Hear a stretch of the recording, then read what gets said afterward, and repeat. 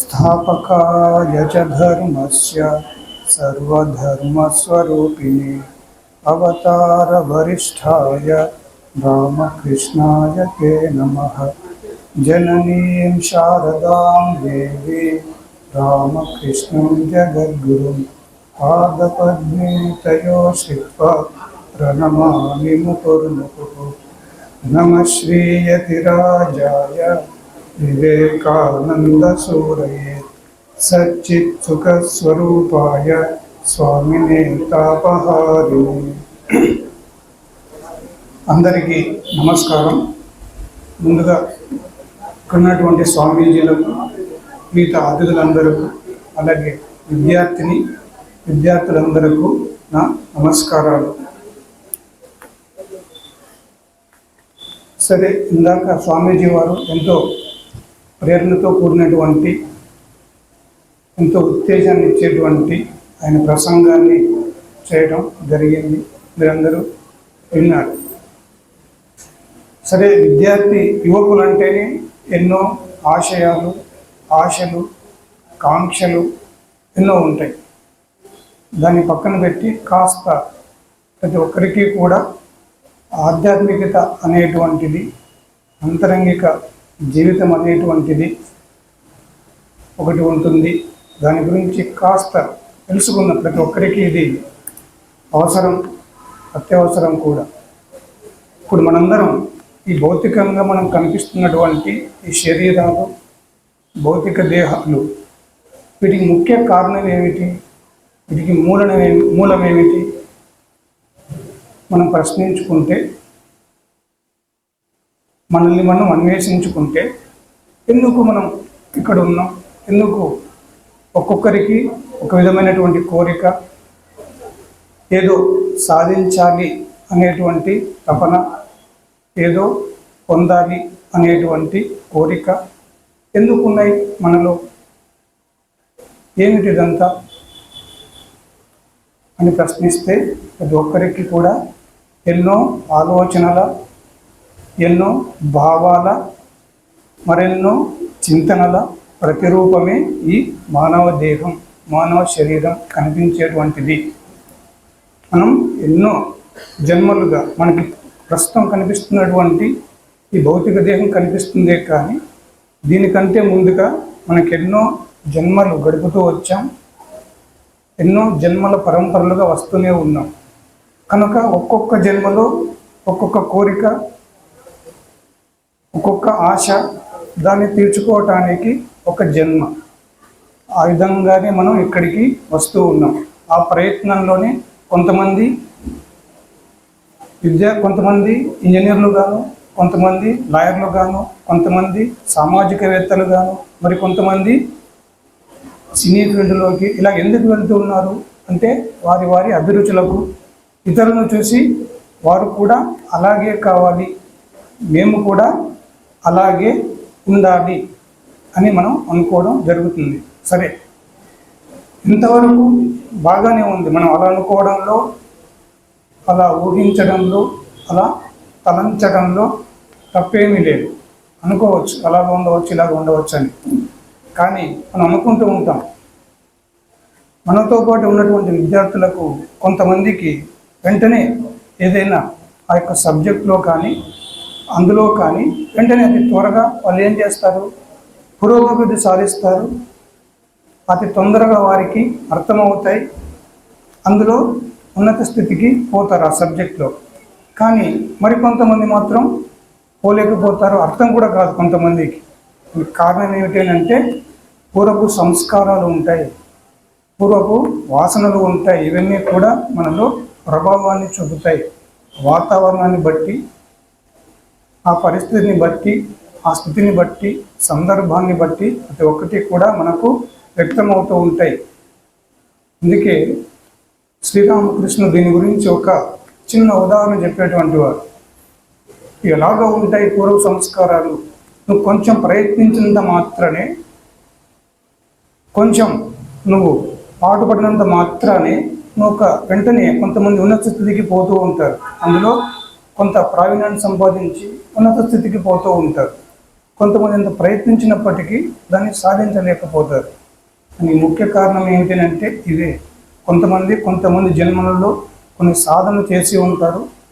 ఆయా రంగాలలో వారు కాస్త సమయాన్ని, కాస్త కాలాన్ని వెచ్చించి ఉంటారు. అటువంటి ఆలోచనలు, అటువంటి అనుభవాలు పొంది ఉంటారు కనుక వారు వెంటనే అందులో అభివృద్ధి సాధించడానికి అవకాశం ఉంటుంది. దీనికి సంబంధించి శ్రీరామకృష్ణుడు ఒక చిన్న ఉదాహరణ చెప్తారు. అదేమిటంటే, ఒక వ్యక్తి కాళీమాత దర్శనం కోసం కాళీమాతను సాక్షాత్కరించుకోవాలని ఆయన ఏం చేస్తాడు? తాంత్రిక శాస్త్రంలో చెప్పినటువంటి విధంగా, తాంత్రిక విజ్ఞానంలో చెప్పినటువంటి విధంగా ఆ సాధనకు సంబంధించినటువంటి ఆయన ప్రోగు చేసుకుంటాడు, తెచ్చిపెట్టుకుంటాడు. ఏదైతే కావాలో ఆ శ్మశానానికి వెళ్ళి ఒక శవం దగ్గర కూర్చొని సాధన చేస్తూ ఉంటాడు. ప్రతి ఒక్కటి ఆయన తీసుకొని. అయితే ఈ విషయాన్నంతా ఒక వ్యక్తి చెట్టుపై నుంచి గమనిస్తూ ఉంటాడు. ఈ వ్యక్తి ఏం చేస్తున్నాడు, ఏ సాధన చేస్తూ ఉన్నాడు అని ఆయన గమనిస్తూ ఉంటాడు. అయితే ఎవరైతే ఈ వ్యక్తి ఆ శ్మశానంలో ఉండి ఆ సాధన చేస్తూ ఉన్నాడో, ఆ సాధన చేస్తూ ఉన్నటువంటి వ్యక్తిని హఠాత్తుగా ఒక పులి వచ్చి ఎత్తుకొని పోవడం జరిగింది. తీసుకొని వెళ్ళి అతన్ని సంహరించి చంపివేసి అతన్ని తినడం జరుగుతుంది. అయితే ఈ విషయాన్నంతా ఎవరైతే గమనిస్తూ ఉన్నారో ఒక చెట్టుపై నుంచి ఆ వ్యక్తి కిందకు దిగి వచ్చి ఇంతకు పూర్వం ఎవరైతే సాధన చేస్తూ ఉన్నారో ఆ వ్యక్తి యొక్క ఆసనం పైన కూర్చొని తనకు తెలిసినటువంటి కొన్ని మంత్రాలు చదువుతాడు. తాంత్రిక శాస్త్రంలో చెప్పినటువంటి విధంగా తనకు తెలిసినటువంటి కొన్ని మంత్రాలు చదువుతాడు. అయితే వెంటనే కాళీమాత ప్రత్యక్షం అవుతుంది. ఈ వ్యక్తికి ఆశ్చర్యం వేస్తుంది. ఏమిటి, ఇంతకుముందు వ్యక్తి ఏమో ఎన్నో సంవత్సరాలుగా ఆ మాత యొక్క దర్శనం కోసం సాధన చేస్తూ ఉన్నాడు, కఠోరమైనటువంటి పరిశ్రమ చేస్తూ ఉన్నాడు. అయినప్పటికీ ఆయనకు ఆ దేవత యొక్క దర్శనం కలగలేదు.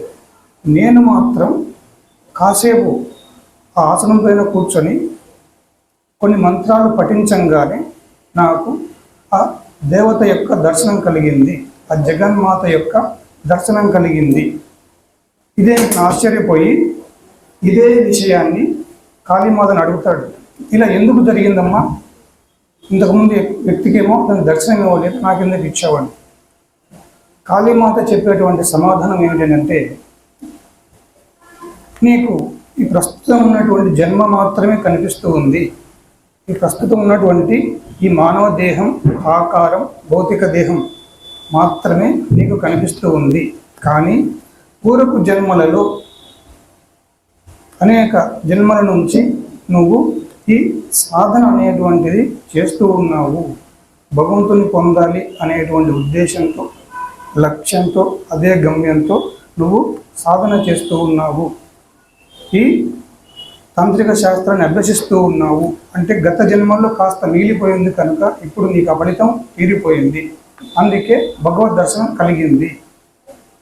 అలాగే మనకు కూడా ఏదైనా ఒక రంగంలో, ఏదైనా ఒక శాస్త్రంలో కానీ, చదువులో కానీ మనకు ఏదైనా కూడా మనం ఒక దాంట్లో ఉత్తీర్ణత పొందాలి అని అంటే, ఉన్నత స్థితికి పోవాలి అని అంటే కాస్త సమయం పడుతుంది, కాస్త కాలం పడుతుంది. ఎలాగైతే ఒక చెట్టు నాటినంత మాత్రాన్ని, ఒక మొక్కను నాటినంత మాత్రాన్ని వెంటనే అది పెరిగి పెద్దదవ్వదు. దానికి కాస్త సమయం అవసరం అవుతుంది, కాస్త కాలం అవసరం అవుతుంది. దానికి తగినంత ఉండాలి. నా దగ్గర నీళ్ళు ఉన్నాయని చెప్పి డ్రమ్ములు దానికి పోసినా అది వెంటనే పెద్దదవ్వదు. నా దగ్గర ఎరువులు, మందులు, మిగతా ఉన్నాయని చెప్పి చెట్టు దగ్గర మొత్తం ఒకటిసారి వేసిన మొక్క దగ్గర అది వెంటనే పెరగదు. కనుక దానికి కాస్త సమయం, సందర్భం, పరిస్థితులు, వాతావరణం ఇవన్నీ కూడా అనుకూలించాల్సి వస్తుంది. మన జీవితంలో కూడా ప్రతి ఒక్కటి వెంటనే అనుకున్నంత మాత్రమే, మనం తలిపినంత మాత్రమే ఏదో ఒక రోజులుగా సినిమాలో చూపించినటువంటి విధంగా, మన ఊహల్లో అనుకున్నటువంటి విధంగా, మనకు బ్రహ్మల్లో అనుకున్నటువంటి విధంగా ఒక రోజుల్లో ఏది కూడా జరగదు.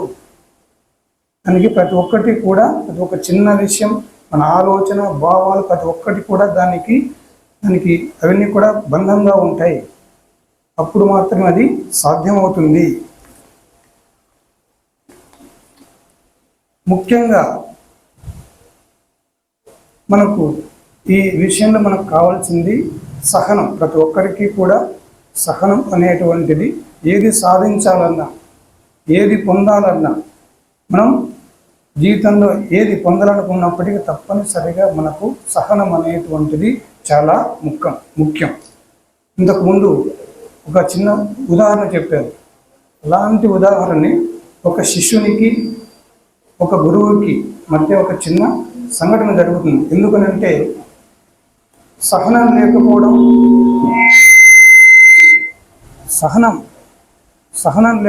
వలన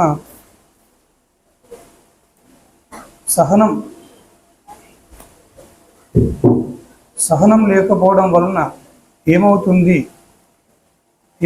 అని అంటే, మనం ఇంతవరకు ఏదైతే మనం పొందామో, సాధించామో, చివరికి కాస్త వెంట్రుక వాసి దూరంలోనే, అతి తక్కువ సమీపంలోనే దాన్ని మనం వదిలేస్తూ ఉంటాం. మనకు ఆ ముందర ఎంత మనకు విజయానికి చెరువులో ఉన్నప్పటికీ, దగ్గరగా ఉన్నప్పటికీ, దాన్ని పొందుతాము అని తెలిసినప్పటికీ మనం దాన్ని ఓర్పు లేక, నిగ్రహం లేక, ఓర్మి లేక దాన్ని మనం వదిలేస్తూ ఉంటాం. దాన్ని వెంట్రుకవాసి దూరంలోనే కాస్త సహనం పడితే అయిపోతుంది. అటువంటిది మనకు ఉండదు. మనం చేయవలసిన అన్నీ చేస్తాం, ఎంతో శ్రమ పడతాం, కష్టపడతాం. కానీ కాస్త సహనం ప్రతి జీవితంలోనూ ప్రతి ఒక్కరికి కూడా ఒకానొక సమయంలో సహనం అవసరం అవుతుంది, ఓర్పు అవసరం అవుతుంది, ఓర్మితో ఉండాల్సినటువంటి పరిస్థితి ఏర్పడుతుంది. ప్రతి ఒక్కరికి కూడా అది ఉన్నప్పుడే మనం కాస్త సాధించగలం. దీనికి సంబంధించి కూడా ఒక చిన్న ఉదాహరణ జరుగుతుంది. ఒక శిష్యుడు, ఒక గురువు. ఒక శిష్యుడు గురువు దగ్గర ఎన్నో సంవత్సరాల నుంచి ఆయన దగ్గర ఉండి ఇలాగే సాధన చేస్తూ ఉన్నాడు. మంచిగా గురువు దగ్గర ఉండి విద్యను అభ్యసిస్తూ ఉన్నాడు. ఆయన పురోగతిని సాధిస్తూ ఉన్నాడు. కాస్త అంచెలంచెలుగా ఎదుగుతూ ఉన్నాడు. ఇంకా చివరి దశ వచ్చింది. ఆధ్యాత్మిక దశలో జ్ఞానసిద్ధిని పొందేటువంటి ఒక స్థితి వచ్చింది. ఆ సమయంలో గురువు గారు ఏమి ఆదేశిస్తారంటే, ఏమి ఆజ్ఞాపిస్తారంటే, అతను కూడా ఇలాగా ఒక ఫలానా ప్రదేశానికి వెళ్ళి ఒక 41 రోజులు నిర్జన ప్రదేశంలో, ఎవరూ లేనటువంటి ప్రదేశంలో 41 రోజులు ఉండి నువ్వు సాధన చేస్తే ఈ ఆధ్యాత్మిక చివరి దశ ఏదైతే ఉందో ఆ స్థితిని నువ్వు చేరుకుంటావు, దాన్ని నువ్వు పొందుతావు అని గురువు గారు ఆయనకు ఆజ్ఞాపించడం జరుగుతుంది, సలహానివ్వడం జరుగుతుంది. గురువు గారి ఆజ్ఞ ప్రకారం శిష్యుడు ఏం చేస్తాడు? ఒక నిర్జన ప్రదేశాన్ని ఎంచుకొని తను తినటానికి, ఉండటానికి కావలసినటువంటి వస్తువులన్నీ తీసుకువెళ్ళి ఒక రహస్య ప్రదేశంలో కూర్చొని సాధన చేస్తూ ఉంటాడు. ఒక 15 రోజులు గడుస్తుంది. కాస్త సందేహం వేస్తుంది, గురువుగారు నిజమే చెప్పారా? ఎవరూ లేనటువంటి ప్రదేశంలో, నిర్జన ప్రదేశంలో ఎవరు మాట్లాడడానికి లేదు, ఏదైనా వినడానికి లేదు, చెప్పడానికి లేదు, ఇదేమైనా అబద్ధం చెప్పాడా ఈయన? కాస్త సందేహం కలుగుతుంది. ఇంకొన్ని రోజులు గడుస్తుంది, 20 రోజులు అవుతుంది, ఇంకా సందేహం పెరుగుతుంది. ఇక్కడ ఉండడం నేను కరెక్టేనా, సబబేనా? ఇంటికి వెళ్ళి నేను ఏదో ఒక ఆనందంగా ఉండొచ్చు కదా అనుకుంటాడు. ఇంకా 20 రోజులు గడుస్తుంది, 30 రోజులు గడుస్తుంది. ఇంకా ఆయనకు మనసులో ఒకటే గోల లోపల నుంచి, ఇక్కడ నుంచి వెళ్ళిపోతేనే మంచిది, ఇక్కడ ఉండి సాధించేటువంటిది ఏమీ లేదు. 30 రోజులు గడిచిపోయింది, నాకు ఏమాత్రం ప్రతిఫలం కనిపించడం లేదు, నాకేమాత్రం సమాధానం రావడం లేదు, కాస్త ఫలితం కూడా కనిపించడం లేదు.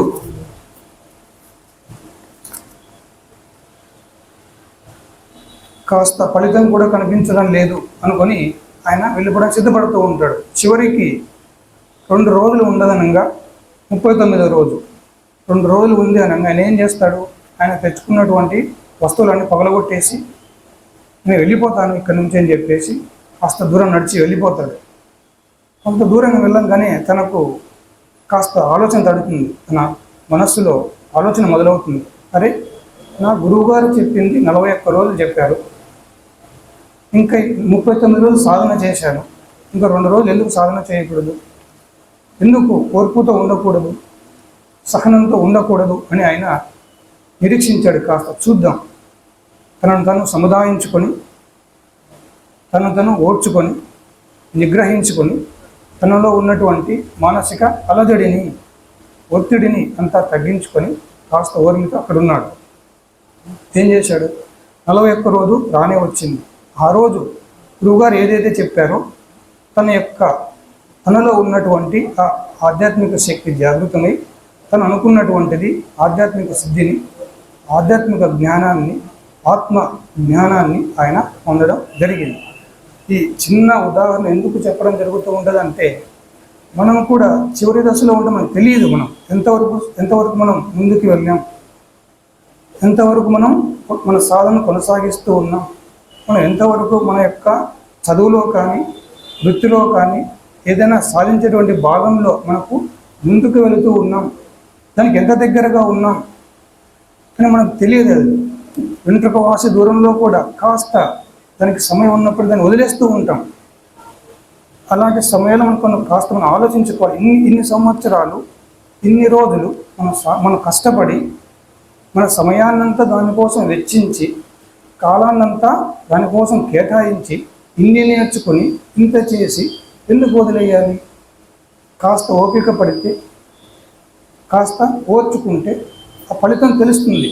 ఒకవేళ అందులో నువ్వు ఫలితం సాధించలేకపోయినా, నువ్వు అనుకున్న ఫలితం నీకు రాకపోయినా నీకు అనుభవం వస్తుంది.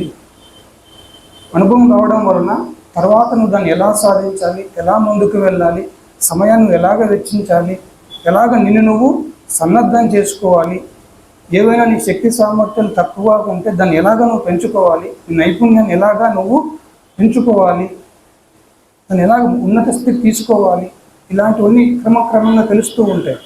కనుక ప్రతి ఒక్కరి జీవితంలో సహనం అనేటువంటిది చాలా అవసరం.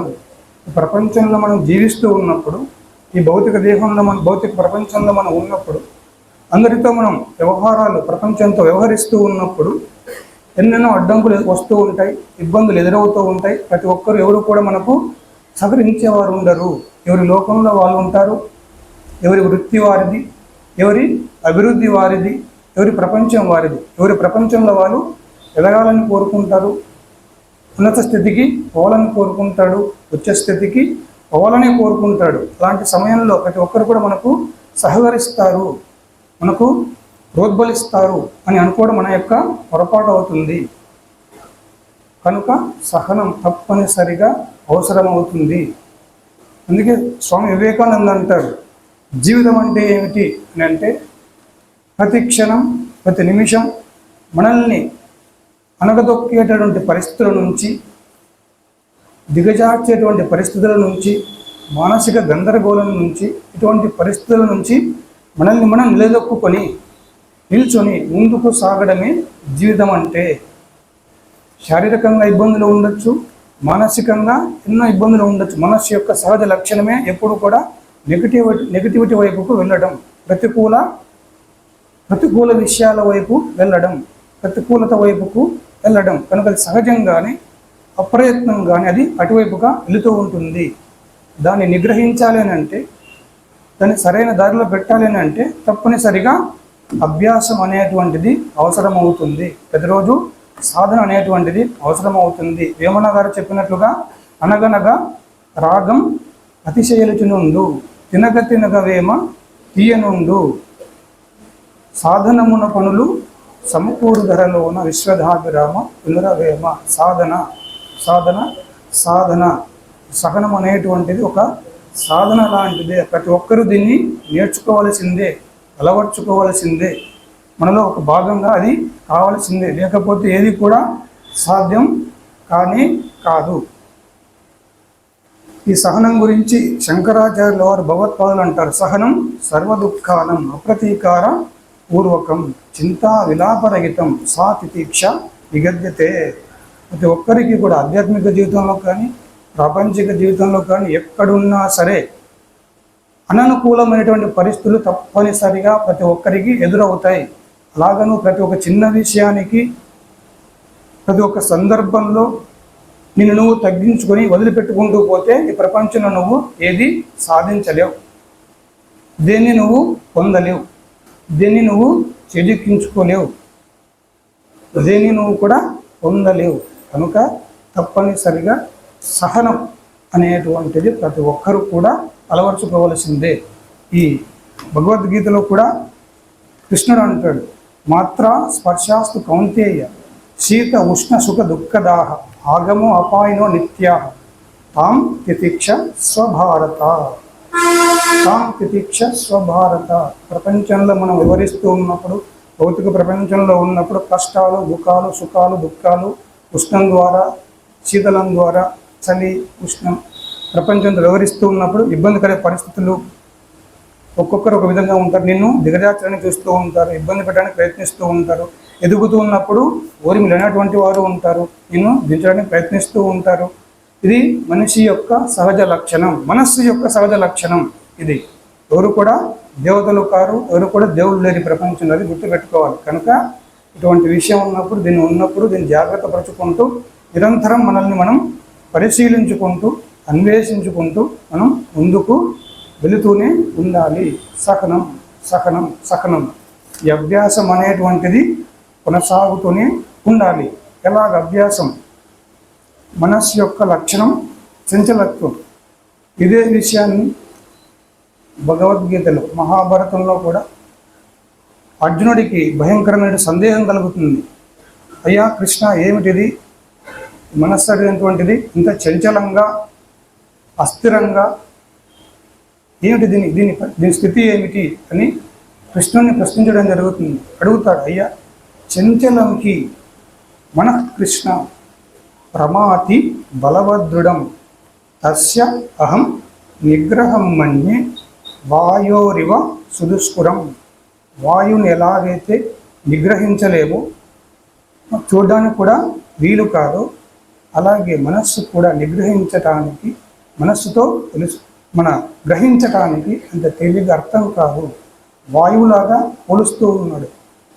ఎందుకు వాయువుతో పోలిక పెట్టాడనంటే, వాయువు నిరంతరం కదులుతూ ఉంటుంది, మారుతూ ఉంటుంది. ఈ మనస్సు కూడా అనేకమైనటువంటి ఆలోచనలతో, భావాలతో, దృశ్యాలతో నిరంతరం శాశ్వతంగా మారుతూనే ఉంటుంది. ఒక నిమిషం ఒక విషయాన్ని పట్టుకుంటుంది, ఇంకొక విషయం కొత్తది వస్తే ఆ కొత్త విషయాన్ని పట్టుకుంటుంది, ఇంకాస్త సమయం తర్వాత ఇంకొక పరిజ్ఞానం వస్తే దాన్ని పట్టుకుంటుంది. ఇలాగా నిరంతరంగా మారుతూనే పోతూ ఉంటుంది. చంచలంకి మన కృష్ణ ప్రమాతి బలవదృఢం. బలమైనటువంటిది, దృఢమైనటువంటిది. ఎందుకు చెప్తున్నాడు అంత బలమైనటువంటిది, దృఢమైనటువంటిది అంటే, జన్మలుగా ఎన్నో మనకి ఇలాగ వస్తూనే ఉన్నాం, ఎన్నో ఇలాగ చేస్తూనే ఉన్నాం, సాధన చేస్తూ ఉన్నాం, ఏదో ఒకటి పొందాలని చూస్తూనే ఉన్నాం. ఆ సాధనలో భాగంగా ఎన్నో అనుభవాలు పొందుతూ ఉన్నాం. కనుక ఇది ఎంతో బలంగా తయారయ్యింది, దృఢంగా తయారయ్యింది. ఒక వాయువులాగా పోని దాన్ని నిగ్రహిస్తాం. భౌతికంగా అంటే అది కంటికి కనిపించినటువంటిది, వాయువులాగా అస్థిరంగా ఉండేటువంటిది, కదులుతూ ఉండేటువంటిది. మనం దాన్ని ఎలా నిగ్రహించాలి అని అంటే, కృష్ణుడు చెప్పేటువంటి సమాధానం ఇంతకుముందు ఏమని చెప్పినటువంటి విధంగా సాధనమున పనులు సమకూరు ధరలోగా కృష్ణుడు కూడా చెప్తూ ఉన్నాడు. అసంశయం మహాబాహో మనోదుర్నిగ్రహం చలం. అయ్యా అర్జున, నువ్వు చెప్పింది కరెక్టే. మనస్సును నిగ్రహించడం అనేటువంటిది చాలా దుర్లభమైనటువంటిదే, అతి కష్టమైనటువంటిదే, క్లిష్టమైనటువంటిదే. కానీ దాన్ని ఎలా నిగ్రహించవచ్చు, దాన్ని ఎలాగా నియంత్రణలో పెట్టుకోవచ్చు, ఎలాగ మన ఆధిపత్యంలో ఉంచుకోవచ్చు, మనకు ఒక స్నేహితునిగా చేసుకోవచ్చు అంటే అభ్యాసేనతు కౌంతేయ, అభ్యాసం. ఎప్పుడైతే మనకు అభ్యాసం చేస్తామో, ఒక విషయాన్ని తీసుకొని ప్రతిరోజు దాన్ని అభ్యాసం చేస్తూ ఉంటాము, అభ్యాసం ద్వారా నిగ్రహిస్తూ ఉంటాము, అప్పుడు మాత్రమే అది సాధ్యమవుతుంది. లేకపోతే మనస్సు యొక్క సహజ లక్షణం బయటికి ఏదో ఒక విషయాన్ని పట్టుకొని వేలాడుతూనే ఉంటుంది. దానికి ఆలంబన అవసరం, ఒక ఆధారం అవసరం. ఆ మనస్సుకు నువ్వు ఏదైతే సాధించాలనుకుంటున్నావో, ఏదైతే పొందాలనుకుంటున్నావో, ఏదైతే నువ్వు ఉన్నత స్థితికి చేరాలనుకుంటున్నావో ఆ యొక్క విషయాన్ని కానీ దాని గురించి కానీ పదే పదే దానికి చెప్పకపోతే, పదే పదే మననం చేయకపోతే అది మిగతా విషయాల వైపుకు వెళుతుంది. అనేక రకాలుగా అనేక దృక్కోణాలలో దాని యొక్క శక్తిని వృధా చేసుకుంటుంది, వృధా అయిపోతుంది. కనుక మనం ప్రతి ఒక్కరూ ఏం చేయాల్సి వస్తుంది, సాధన. కాస్త సమయాన్ని కేటాయించుకోండి. మీలో మీరు ఏకాంతంగా కూర్చోవటానికి కాసేపు సమయంగా కూర్చొని ఏం చేయాలనుకుంటున్నాను, నేను ఏం సాధించాలనుకుంటున్నాను, ఎలాగ సాధించాలనుకుంటున్నాను, ఎంత సమయం సరిపోతుంది, ఎలాగా అనేటువంటి ప్రశ్నలు ప్రతిరోజు కూడా మిమ్మల్ని మీరు వేసుకుంటూనే ఉండాలి. ప్రతి ఒక్కరూ కూడా వేసుకుంటూ ఉంటేనే మీకు ఏదైనా సాధ్యమవుతుంది. ప్రతిరోజు మీకు అర్థమవుతూ ఉంటుంది, నేను ఎంతవరకు ముందుకు వెళ్తూ ఉన్నాను, ఎంతవరకు సాధిస్తూ ఉన్నాను, ఎంతవరకు నాకు అవగతమవుతుంది. ఒకవేళ నేను దీన్ని సాధించలేకపోతున్నాను అంటే, దీన్ని పొందలేకపోతున్నాను అంటే, కష్టమవుతుందంటే, దీన్ని అధిగమించడానికి నా యొక్క శక్తిని ఎలాగ నేను పెంచుకోవాలి, ఆ సామర్థ్యాన్ని ఎలాగా పెంచుకోవాలి, స్కిల్స్ని ఎలాగ పెంచుకోవాలి, దాని ద్వారా ఎలాగా ముందుకు సాగాలి అనేటువంటి విషయాలు మనకు అర్థమవుతాయి. మనకు అర్థమవుతాయి. ఎవరి విషయాలు మనకు చెప్పేటువంటి వారు ఉండరు. ఎవరో ఒకటి రెండు విషయాలు చెప్పవచ్చు, అంతేగాని మిమ్మల్ని మీరు ప్రేరేపించుకోకపోతే, మనల్ని మనం ఉద్ధరించుకోకపోతే, మనకు మనం ప్రేరణ కాకపోతే ఎవరు కూడా ఈ ప్రపంచంలో నిరంతరం మనకు ప్రేరణ కలిగించేవారు ఉండరు. మనకు కాస్త సముదాయించేటువంటి వారు, మనస్సుకు స్వాంతన చేకూర్చేటువంటి వారు ఎవరు కూడా ఉండరు. మనకు మనమే. ప్రపంచమంతా ఇంతకుముందు చెప్పుకున్నట్లుగా ప్రపంచమంతా ఎవరి ఆలోచనలు భావాలకు అనుగుణంగా వారు వ్యక్తం చేయటానికి, వాటిని పొందటానికి, వారు అనుకున్న దాంట్లో వాళ్ళు అభివృద్ధి చెందటానికి, వృద్ధి చెందటానికి, సాధించడానికి ప్రయత్నిస్తున్నారు. మనం కూడా అలాగే ప్రయత్నిస్తున్నాం. కనుక వారి ఆలోచనల్లో, తలంపులలో, చింతనలో వారు బిజీగా ఉన్నారంతా. కనుక వారు మన సహాయం చేస్తారని కూడా మన మూర్ఖత్వమే అవుతుంది. కనుక దీన్ని గుర్తులో పెట్టుకొని, ఒకటి సహనం, మనల్ని మనం ప్రశ్నించుకుంటూనే ఉండాలి రోజు కాస్త సమయం కేటాయించి. రెండు, దేనికైనా కూడా విధి అనేటువంటిది ఒకటి ఉంటుంది. విధి అంటే ఏది కాదు, you are the creator of your own destiny. నీ యొక్క విధికి నువ్వే కారణం. ఇప్పుడు నువ్వు ఇలాగ ఉన్నావంటే దాని విధికి మనమే కారణం. ఇలాగ ఆలోచించాం, ఇలాగ భావించాం, అలాంటి పనులు చేశాం కనుక మనం ఇలాగ ఉన్నాం. నేను ఇంకా గొప్పగా ఉండాలనుకుంటున్నాను, ఉన్నతంగా ఉండాలనుకుంటున్నాను, ఉన్నతమైనటువంటి వ్యక్తిగా ఉండాలనుకుంటున్నాను, ఆదర్శంగా ఉండాలనుకుంటున్నాను అంటే నీ యొక్క ప్రయత్నం ఇప్పటి నుంచే మొదలవ్వాలి. ఎలాగ ఉంటుంది నిర్ణయించుకొని దానికోసం ప్రయత్నించాలి. ఇప్పుడు ఎలాగ ప్రవర్తిస్తావో కాస్త కొంతకాలానికి ఆ విధంగా మారడానికి అవసరం అవుతుంది. అప్పుడు వ్యక్తం అవుతుంది, అభివ్యక్తం అవుతుంది. కనుక దానికి ఇంతకుముందు చెప్పుకున్నట్టుగా సమయం అవసరం అవుతుంది, సహనం అవసరం అవుతుంది, ఓర్మి అవసరం అవుతుంది, నిగ్రహం అవసరం అవుతుంది. లేకపోతే ఇది కూడా సాధ్యం కాదు. గుర్తుపెట్టుకోండి ఒకటి. ఓం శాంతి శాంతి శాంతి. హరి ఓం తత్సత్. శ్రీరామకృష్ణార్పణమస్తు.